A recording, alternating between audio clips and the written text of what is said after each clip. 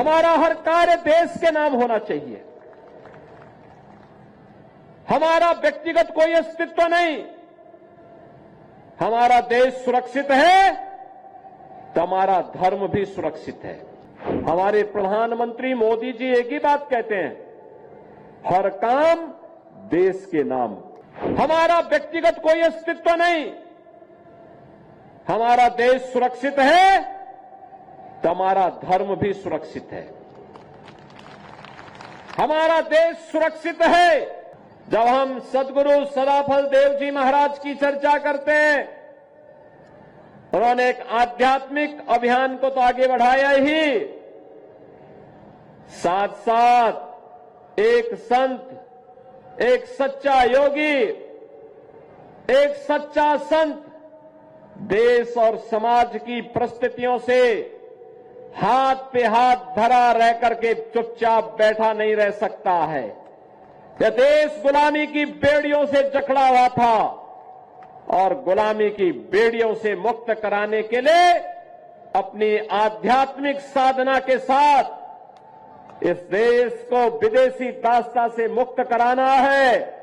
इसके लिए सदगुरु सदाफल देव जी महाराज ने आजादी के आंदोलन में भी बढ़ चढ़ करके भाग लेकर के बैरकपुर से देश के प्रथम स्वतंत्र समर के संघनाद के साथ अपने आप को जोड़ा था।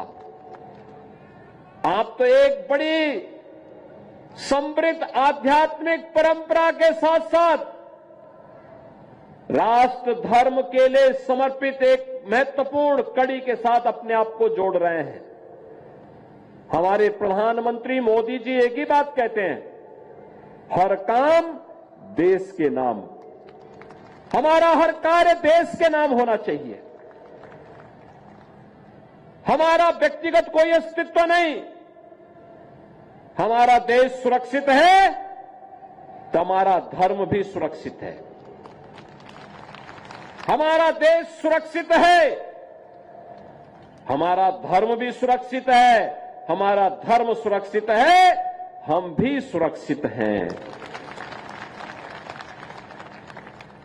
और इसलिए जो भी कार्य हो, व्यक्तिगत स्वार्थ से ऊपर उठ करके, व्यक्ति से ऊपर उठ करके, समाज से ऊपर उठ करके, मत और मजहब के दायरे से ऊपर उठ करके इसको सनातन धर्म के मूल्यों के अनुरूप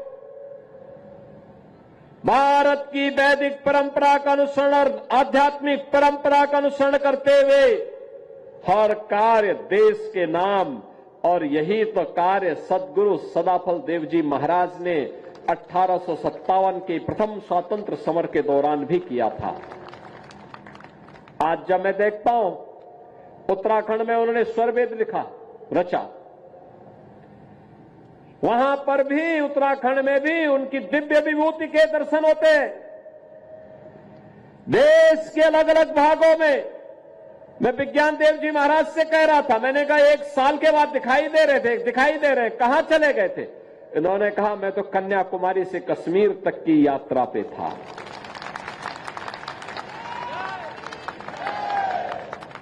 मैंने कहा आचार्य जी कहां हैं? कहा आचार्य जी भी, मैं अगर देश में था तो आचार्य जी भी विदेश की यात्रा में भक्तों को जगाने के लिए आध्यात्मिक यात्रा में निकले हैं।